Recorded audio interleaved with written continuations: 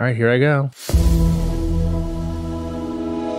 Hello out there to all my wanton sex goddesses and merry murderesses. It's me, Matt Rogers, here to give you the old razzle-dazzle, as it were, namely by saying the following words. Welcome to the HBO Max Movie Club Season 2. Wow. Massive. Huge congrats to everyone involved on the sequel. Not since Texas Chainsaw Massacre: The Next Generation have we seen, a sequel so promising and thrilling. And listen, I'm just going to stop with all my breadcrumb dropping right now, okay? About the subject of our second season premiere here on HBO Max Movie Club, because I know I had yet hello. Folks, I'm so excited because today we're going to be exploring the works, specifically the HBO Max Movie Club streamable, available works of one Renee Kathleen Zellweger. I'm applauding, as you all should be in your cars, but seriously, don't let go of the wheel. A two-time Oscar winner, supporting actress for her role as Ruby in 2003's Cold Mountain, and lead actress for her incredible portrayal of the legendary Judy Garland in 2019's Judy. She's also won 4 Golden Globes, 3 individual SAG Awards on top of an ensemble win for Chicago. Hold for discussion on that film in just a moment. And 2 BAFTA Awards, British Academy of Film and Television Awards, okay? Throughout the late 90s and aughts, Renee was at the top of the A-list. I know y'all remember. Hollywood at this time was all about Renee. She was working nonstop before stepping away to take a break and re-emerging recently as luminous as ever and giving what is surely a career best performance in Judy, which I mentioned earlier. She also once wore canary on the red carpet, and it really worked. Now, I will never forget this. It was the 2001 Oscars, and she shows up in canary, which is sort of a bold yellow for everyone out there at home who may be in the dark about a light color such as canary. And I remember my little gay ass was like, canary on the carpet. Okay, that Renee Zellweger is really one to watch. And then I went into school the next day and got bullied, which, adversity, I think looking back, it was good for me. It's tough to even say what Renee Zellweger is best known for, honestly, because she truly was so ubiquitous during her peak time in Hollywood and a part of so many modern classics. Maybe you're someone who knows her best from Cameron Crowe's iconic romantic comedy and Tom Cruise vehicle, Jerry Maguire, where she famously and effortlessly stopped the most famous man in the world mid-speech in his own starring movie with the words, "Shut up," and then proceeded to say, "No, sir, I'm going to be the one who says the iconic line in this movie, okay? No disrespect to Cuba Gooding Jr. Show me the money here, but I think we all know what I'm talking about." She said, "You had me at hello." And the rest is history.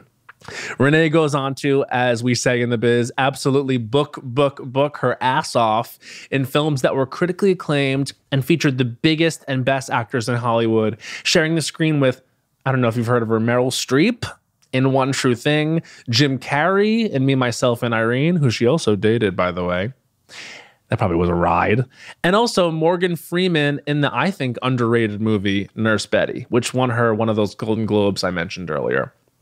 But it was probably a role she top-lined that really solidified her as maybe the 2Es, like Megan Thee Stallion, A-list actress of the time in a crowded field. And that was Bridget Jones's Diary. It's incredibly difficult to earn an Oscar nomination for a comedy, but that is what Renee went ahead and did. Moreover, that film and the character of Bridget Jones truly became a worldwide pop culture icon and an important part of specifically British culture at large. It grossed $280 million worldwide and spawned 2 financially successful sequels, all of which are, by the way, available to stream on HBO Max. Rotten Tomatoes' critical consensus of the initial Bridget Jones film reads as follows. Though there was controversy over the choice of casting, Zellweger's Bridget Jones is a sympathetic, likable, funny character, giving this romantic comedy a lot of charm. Now, it was controversial due to the fact that, like Harry Potter, Bridget Jones was an iconic British literary character, and it seemed crazy at the time that an American, Renee Zellweger, would play her, but play her she did flawlessly, with even British people absolutely flummoxed that her British accent was so dead on, and she seemed so bloody English. So something you'll get to know about me is I can't do accents, which is one of the only things that separates me from Renee, actually, because you know who else can pull off Canary? Me. I'll say it. I can do it. If any designers want to dress me, we can explore that color, especially if I tan. So listen, if you said Bridget Jones was the thing that you know Renee from, I would totally understand that. But I have to say, for me personally, if I were to choose which Renee character lives rent-free in my mind, it's got to be Roxie Hart in Chicago, which for me, all due respect to all the other women who have played Roxie right now, like, you know, specifically, I'm talking to you, Pam Anderson. I know you're out there listening for sure. And this is no disrespect to you. I saw you opening night in Chicago on Broadway, and I thought you were really fun and did a lovely job. But Renee is the definitive Roxie Hart. Rob Marshall's Chicago required someone to really commit from an acting, singing, and dancing standpoint. And mind you, they'd be doing all of this next to Catherine Zeta-Jones, giving the performance of her career as Velma Kelly. So the order was tall. But Renee was perfect. She gave the role of Roxie depth and humor, exploring the dark realities of fame, the media, and how far some people will go to get and keep their dream, while also, I'm sorry, hitting the fucking step every time. So today on HBO Max Movie Club, I'm really, really thrilled because we're going to be joined by the Roxy to my Velma. And yes, we have talked about it and accepted those as our realities. And it really wasn't even an argument. The one, the only, Bowen Yang. You may know him from the sketch program Saturday Night Live. I hope I'm saying that right. You might know him from our podcast Las Culturistas. And just around the bend on June 3rd, we're both in the new film Fire Island, coming to Hulu. Sorry, HBO Max, but I do sleep around with other streamers. I'm a hoe. A hoe for streamers. So without further ado, let's dive into all things Chicago with, and I'm going to do my best Taye Diggs MC voice here, the one, the only, Bowen Yang.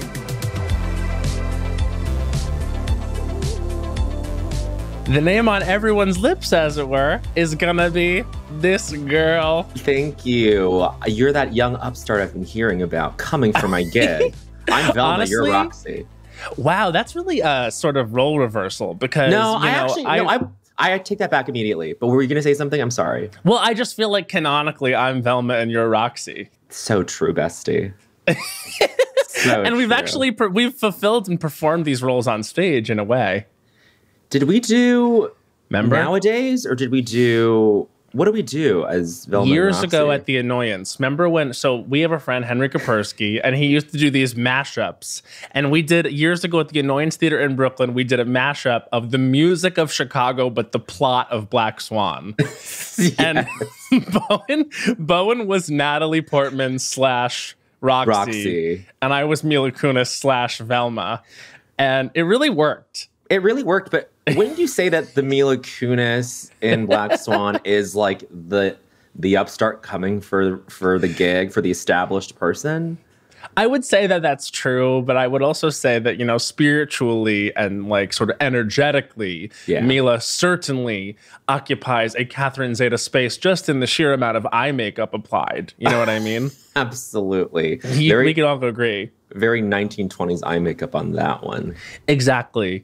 Now, so here we are talking about Chicago. And thank you so much for joining me on this Renee Zellweger-focused episode of the HBO Max Movie Club. I had been waiting to sort of, I was like, what's going to be a good Bowen episode? And I feel spiritually that you sort of stan Renee. I stan Renee. It's a little spotty. I know that all the Bridget Jones movies are currently on HBO Max as of this recording. It's true. I have not seen Bridget Jones's Baby, although I'm sure I would love it.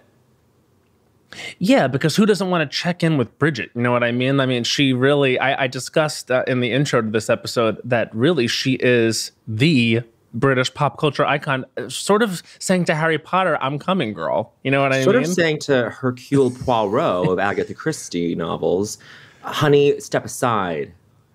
Poirot? More like Poirot. No. More like Poirot. More like no. Okay, but I just got to say, Chicago we did buy on DVD growing up because the only way I could convince my parents to buy movies was if they had won an Oscar. Is that so? Yeah, so Chicago we got, and then Bridget Jones and Edge of Reason I had to go to the library and rent like once every quarter. Once every 3 months, I would rent either of the first two Bridget Jones movies and just watch them at home on a rainy day, or if I was like I was kind of a latchkey kid. If I would come home early, I would pop those in. But I had Renee on rotation for sure. Yeah, and also I know that you are sort of what could be described as a Jerry Maguire fan. Absolutely. A formative film for you. You often discuss the Kelly Preston sex scene as something formative for you, but also, Renee Zellweger is sort of there looming large the whole time. Absolutely. And Bonnie Hunt, let's not forget. Let's not forget. It's actually, I know this is not this podcast, but it's a Rule of Culture number 4. And Bonnie Hunt, let's not forget. So yeah, I do love Renee so much. And I remember you and I sort of, not to bring this moment up, but that moment, I would say, it was like 2014 or something. Okay. When people, let's actually leave this out. No, what? I want to know what you're saying. Remember that? And then we can decide. Remember that red carpet moment when everyone was like, Renee Zellweger looks like that now? I was like, everyone stop talking. Everyone stop it at once. You know what it is? It like really kicked in. I didn't realize I was so protective over her until that happened, because I was just like, wait, hold on a second. This woman gave everything. And I was actually, in my research for this episode, I really realized, and she's actually talked about this, and I thought it was interesting. And, when you're so busy for so long, you actually stop living your life. Yeah. And from 1990, let's say 6 to 2010, she was basically living in trailers. And she talks about now how she was so available to everyone else that she wasn't living her own life, and therefore she wasn't able to imbue her work with anything new or inventive because she wasn't out there actually living her life. Yeah. So she steps away, comes back, and wouldn't you know it, she's aged, and a woman in Hollywood gets raked over the absolute coals. But I do think that was almost a sea change moment in how we talked about actresses. I agree, actually. I recall this where I think the tide had shifted a little bit, where we were like, why are we all up in arms about a woman's appearance? Right. Right. In a very inoffensive way, but we're scaling it up to such a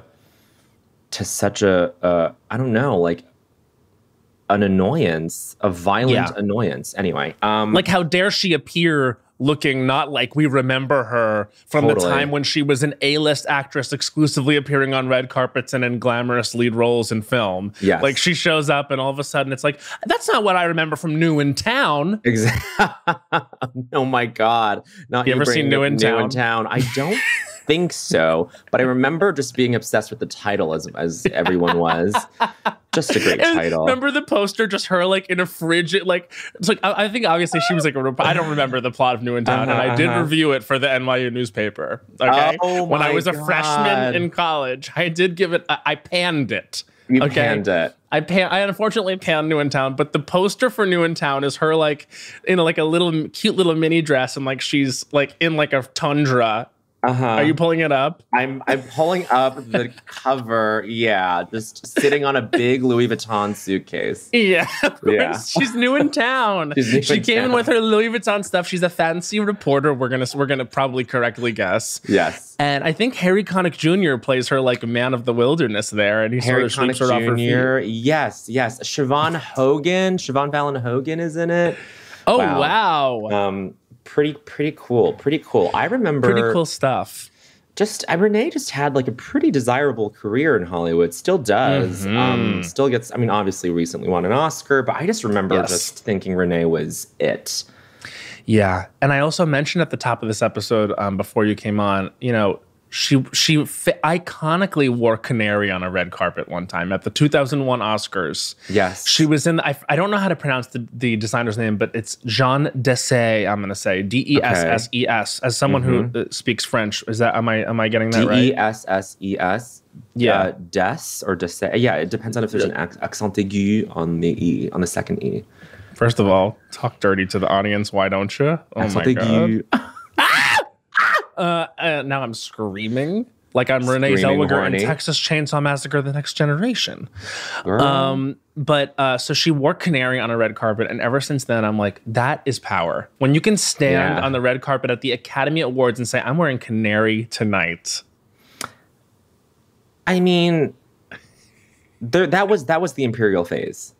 Absolutely. Was that the year of Cold Mountain? Was that so it was 2 years before Cold Mountain and 1 year before Chicago. Yeah, so 2001, she's invited to the Oscars. Here's what's under her belt: Nurse Betty, One True Thing, Jerry Maguire. Like, she's very much like arriving on the scene. I believe she'd even won a Golden Globe for Nurse Betty at this point. Yeah. And then she shows up in Canary, and the next year she's nominated for Chicago. I think it's not a mistake. It's not a mistake. Not at all. Wow. Yeah. 2000 to 2003. So Nurse Betty to Cold Mountain. That's 3 years. Yes. And she was everywhere. Yeah. And let me count. 1, 2, 3, 4. I'm going to include Me, Myself, and Irene. Why not?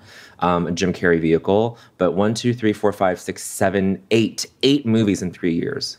Yeah, and also now I'm realizing she might have been nominated that year of the Canary because of Bridget Jones, because she iconically was nominated for Bridget Jones at a time when, people were not getting nominated for comedies. And we always talk about this on Las Culturistas, how they're just not respectful of comedies, but every now and then when you come in and absolutely eat it, not to make a comment about Bridget Jones. Oh, no.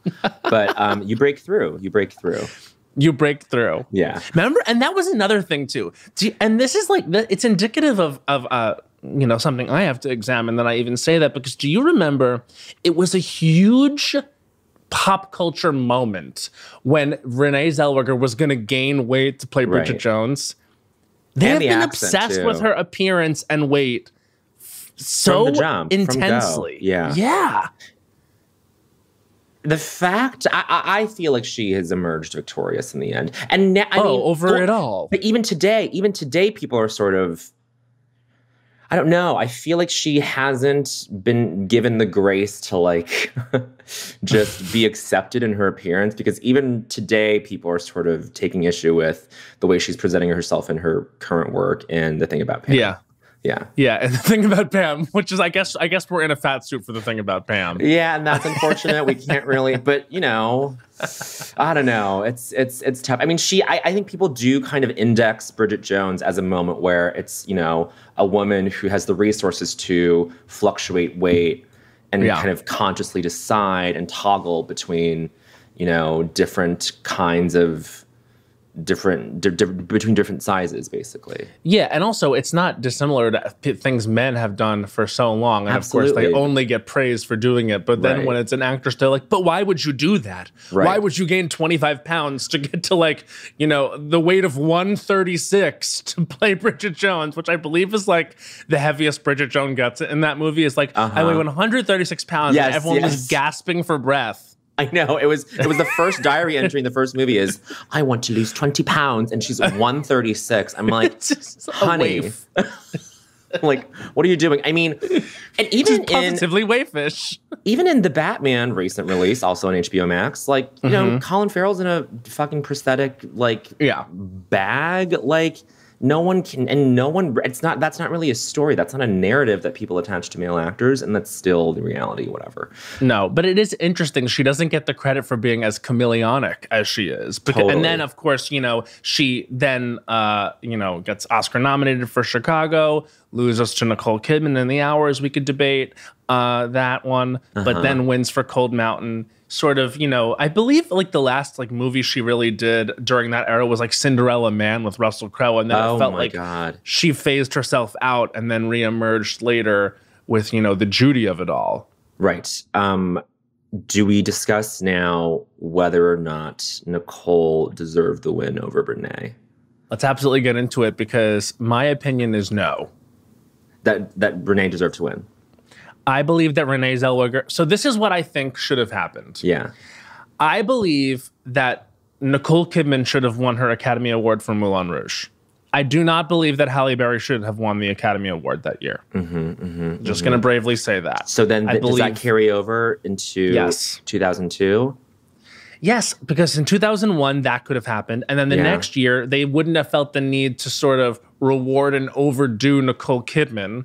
And I believe they took Renee's Oscar from her and gave it to Nicole. And then the next year, Renee wins for Cold Mountain, which I don't believe is in her top 10. No, it really isn't. And in watching Chicago, I think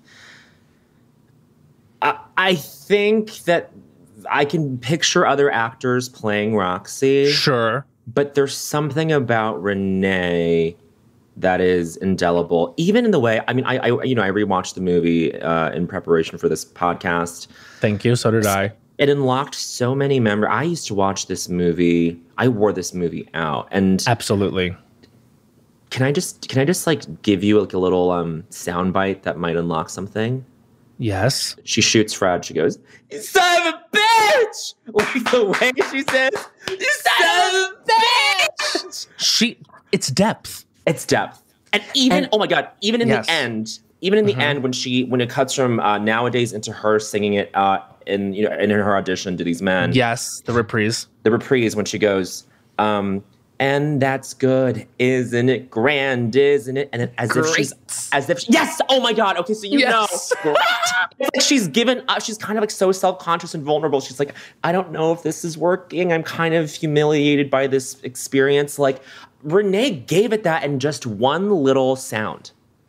Absolutely. And I think that it is a feat not only of like, because it's an incredibly well-directed film. I mean, Rob Marshall killed this. And I mean, he deserves to be given a crack at all these musicals that he's had since because of this. Because nailed the diegetic. I will also say the styling is iconic. Amazing. The set decoration, I love that, someone pointed this out. Someone sent this in as a hot take. But as the movie sets become more fake, like as it looks more staged, the stakes get higher and it all becomes more real. Mwah. Genius. Perfect. Love that. And I would also say that while that's all true, you have to be, as an actress, like so committed. And she is so committed because Roxy could very well be, and we've seen it done on Broadway so many times, like pretty surface. Like the objectives that she's playing are pretty silly, but they're clear, they're shallow. Yeah. But Renee, you get a real sense of anxiety and panic and desperation. And even if she's not that smart, she's still giving it 100% and she's committed to what she needs and desires. You know what I mean? Like she is really craven in the pursuit of this dream. And there is like a hunger that is portrayed from the very beginning in that very first scene where she's watching Velma perform all that jazz. And it's just, it's not just something that's easy to play. No. And especially in the turn where she realizes that Fred lied to her, like that. I think it's all in one take where she's explaining to Fred, like, this is what I want my show to be. I want to be aloof, blah, blah, blah. I think that's all one take. And it doesn't cut until she pulls the gun out or she gets like pushed, or like, I think he pushes her into the corner and she's so dejected at that point. And she has to really play that convincingly in order for us, the audience, to track that she wants to kill this person within minutes, within like minutes of just having sex with him. I don't know that a lot of other people could have pulled that off. Well, I mean, we now know, and I think there's this thing of, she also was a huge star at the time when the stars felt like stars. You know what I mean? They felt sort of far away. And so you didn't hear too much about the way they were preparing, especially in a media narrative that was so focused on other things with her, that you don't really understand that this is someone who is like a capital A actress who commits to every role 100%. And you see it in some of her earlier work too. I mean, like Nurse Betty, the moment where she sort of cracks. Like she plays that really small but really real. And in Chicago, it is like essentially like an anxious unraveling the whole time, and then there's a self-satisfiedness, and there is a complacency in her stardom that is played so well and so funny, and her chemistry with Catherine and Richard Gere and Queen Latifah and John C. Reilly is all so good and so specific that I think it feels, and we often say this with like Kirsten Dunst, but it feels easy. Yes. And you have to remember, it's not even just her imbuing the character with all this new stuff after we've seen it done so many times. It's also singing and dancing Fosse. You know? Oh my God. Totally. Oh, you're so right. I mean, we stand. Yes, I mean, we stand. And also, like, whenever anyone is given the role of like this person is becoming a star, that's also just hard. It's hard to just do that. You know what I mean? Like, you can't stand in front of the words Roxy with these backup dancers behind you and stand there and just be what we need as an audience. That has to come from within, you know? Totally. Well, the entire, ooh, I'm a star, the audience loves me, that whole run.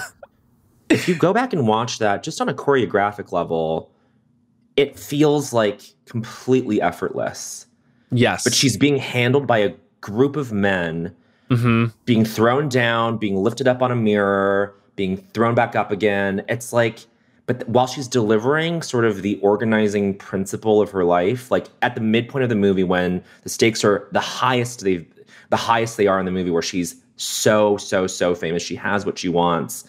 There's this like reverie in the way she performs it that it's crazy when you set it against all these crazy body things, you know? Yeah. Am I making sense? 100%. It's a lot of tasks at once. Yes. And for me, just to return to this Oscar conversation, I think there was an ease with which she was doing this that made it seem small in comparison to Nicole Kidman wearing a prosthetic nose. I must say, I don't remember that much about Nicole's performance other than her walking into the river, you know, like.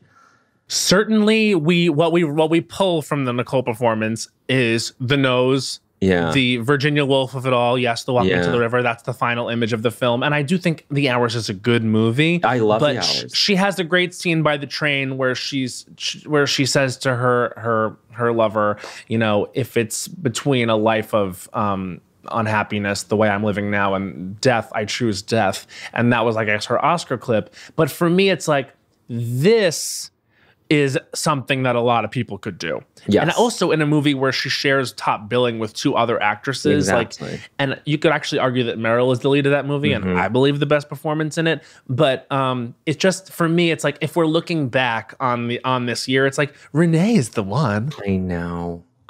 Who else was nominated that year? Let's look it up. You know, I believe Julianne Moore was nominated for Far From Heaven. And that have you ever seen that movie? Far From Heaven? I have not seen Far From Heaven, although I keep being told that I must see it. It's Todd Haynes. It's sort of like, you know, it's really, it's like one of those. But I don't remember the other ones. Was it maybe? Let's see. Okay, I have it in front of me. Nicole Kidman, Julianne Moore, Renee Zellweger, Salma Hayek, and Frida. Wow, that's, yeah. Diane Lane and Unfaithful. There's a lot of Harvey Weinstein all over the place. There's a lot of Harvey Weinstein all over that. And we can also say, Renee Zellweger at the time, very championed by Harvey. Yeah. That was We don't rough. have to, I didn't mean to bring up Harvey. No, I mean, actually, you know what? I mean, it's in the notes for this episode. I mean, you really can't ignore movies at this time. And ignore the impact of the Weinstein Company. I mean, like, and Miramax rather at the time. But I mean, it is just like a poison that existed in the industry at the time. And if you were an incredible, amazing actress like Renee and like Nicole, like you were, unfortunately, you had people like Harvey Weinstein or Scott Rudin behind you. Not equating those two men in any sense and what they did, but like that's just Hollywood. That's Hollywood in the early aughts. Yeah, and it's really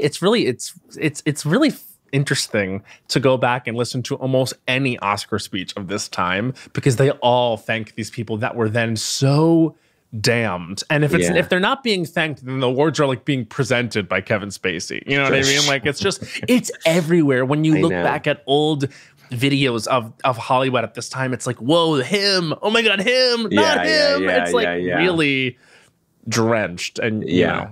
But we have a segment here on the HBO Max Movie Club. It's a new segment, Bo, and it's called Hot Takes. Now, this is when people they come in with their hot takes and we discuss them. So this is from an anonymous person sent in this hot takes, and you all listening at home, you can send in hot takes. We're going to be doing a Christopher Guest-focused episode next week. Fun. I have a very exciting guest, and we're going to be focusing on the film Best in Show. So go ahead and send in your hot takes on that film. But an anonymous person has sent in this. Chicago, the movie, is better than the stage show. Now, I don't think this is too much of a hot take, because have you seen the Chicago stage version? I've never seen the stage version, although I hear it depends on who the cast is. I would call it very like sort of minimalist. Yeah. And that's and I just actually saw Pam Anderson in it. Oh, that's right. So I went to opening night, and I saw Pam Anderson as Roxy Hart in Chicago, and I would actually call her, and this is not to drag the ensemble or the production, but I would call her the best thing in it because she was the freshest thing in it. Because we have sort of, it's been on Broadway for a very long time. Right. And it's sort of dated in terms of the staging. And especially after you watch the movie version, when you have all this spectacle and all this, forgive me, razzle dazzle. And then we're not even going to see the Velma on stage in like an iconic bob. Like, you're not even going to give her a bob. There was no Bob Velma? There was no bob. Damn. What about like a moth-eaten stocking in the end? There was none of it. there was none of it. It was really just sort of people on stage, doing the choreo at 70%, and like, there's Pam, and I wonder maybe if they were all marking it so Pam would shine, but like, I don't want to see you mark it so Pam would shine. Don't worry about Pam shining. She's going to be just fine. She's going to be just fine. She's a star.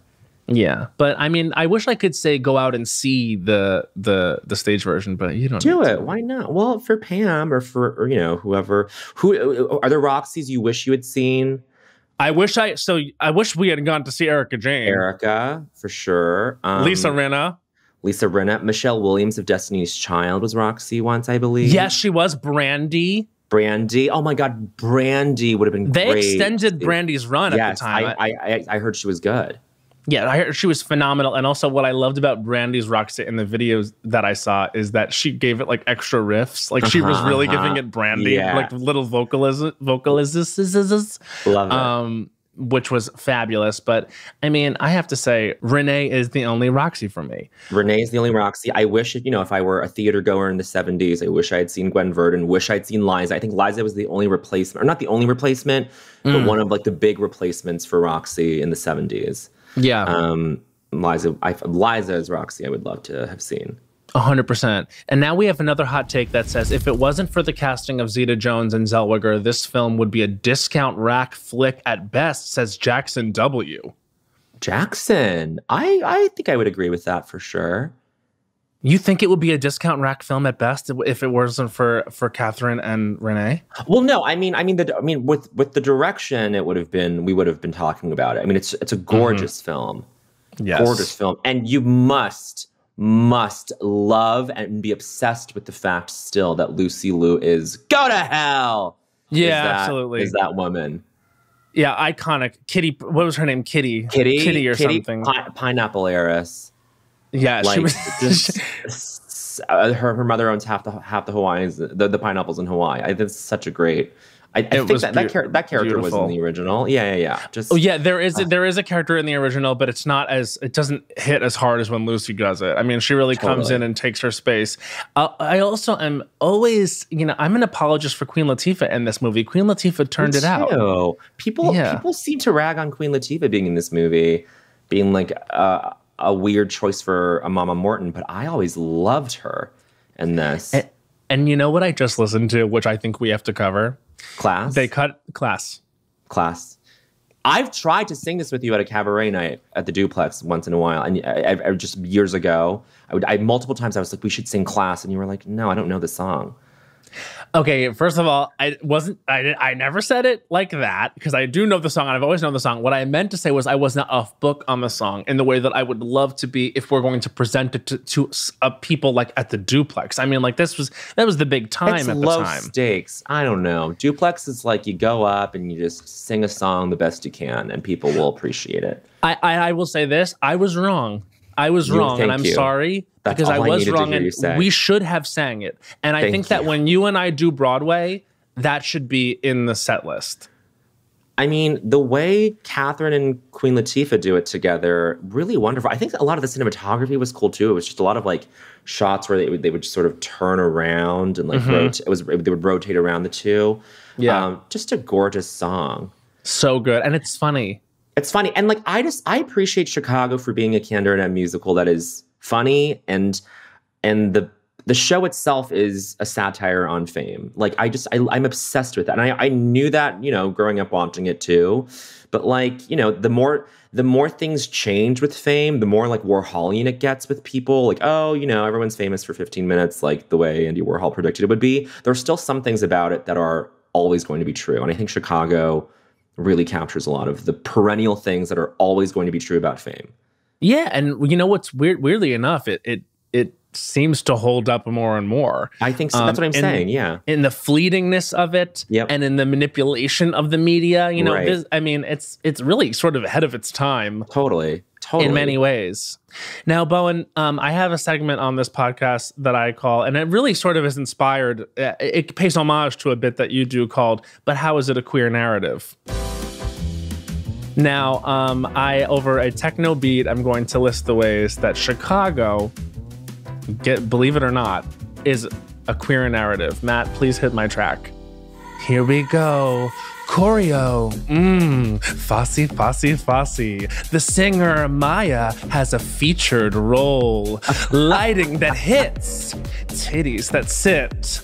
A rivalry. One is blonde, one's brunette. The idea that, hey, we can't do it alone. Community amongst like-minded girls. Showbiz, kid. Number 17, the spread eagle. Okay, that's it. So those are the ways in which this is a queer narrative. What say you, sort of the eyes of queer media that you are? Oh my God, I think you forgot Hungarian/Eastern European suffering.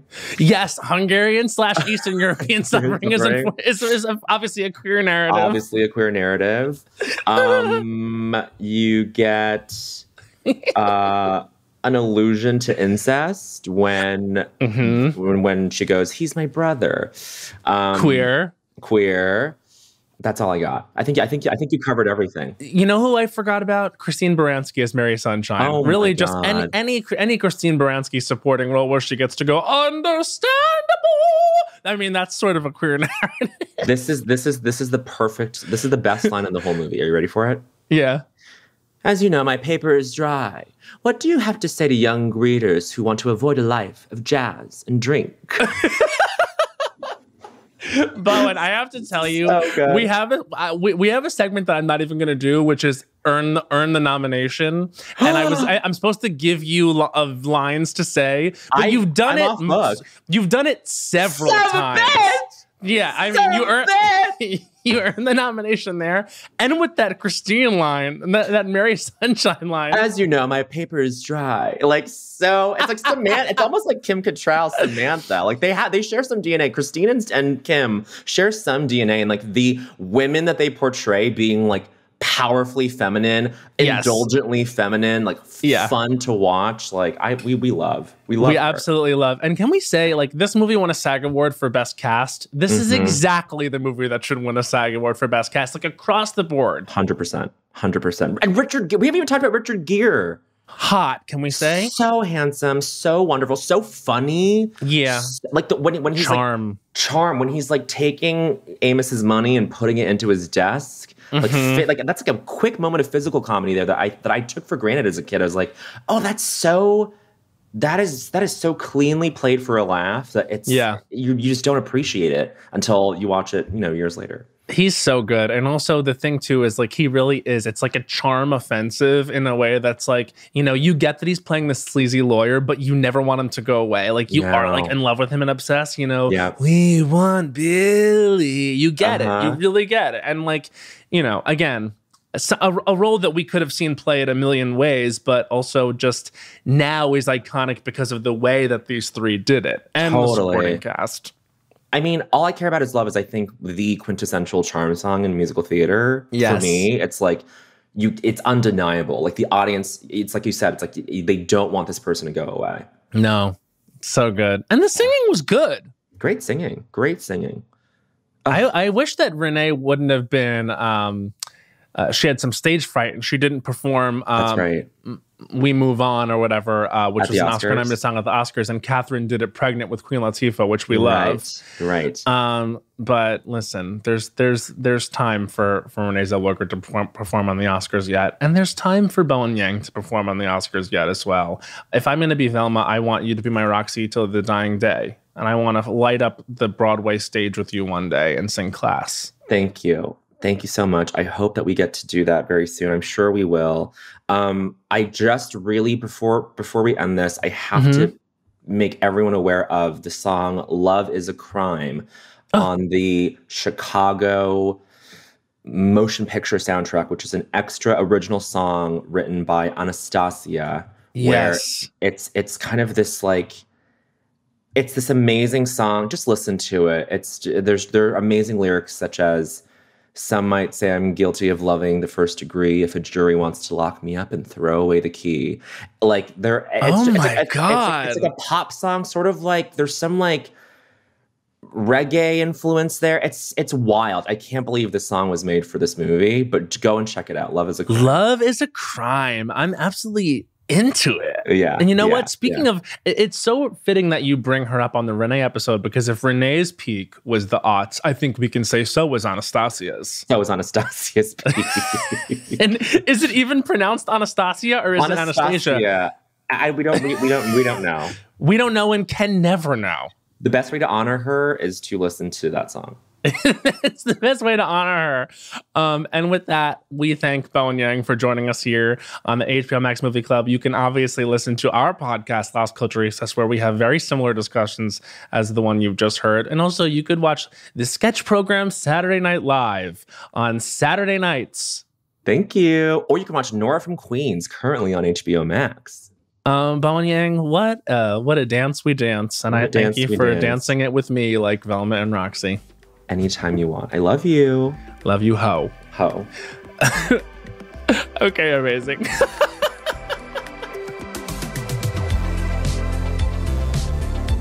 If you haven't already subscribed, rated, or reviewed HBO Max Movie Club, please do so on the iHeartRadio app, HBO Max, Apple Podcasts, or wherever you might get your podcasts. Thanks for joining the HBO Max Movie Club. The movies we talked about today are currently available on HBO Max. Check the show notes for exact streaming dates, and don't forget to join the club next week. Send your hot takes for all things Christopher Guest and Best in Show with hashtag Max Movie Club to @HBO Max Movies on Twitter.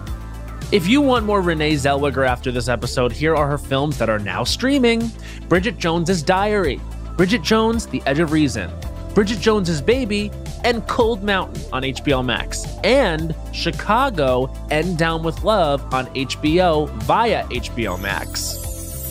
HBO Max Movie Club is a production of HBO Max and iHeartRadio, hosted by me, Matt Rogers. Our executive producer is Matt Stillo. Our producer is Sierra Kaiser, and today's episode was written and researched by Kate Voss. Thanks, everybody!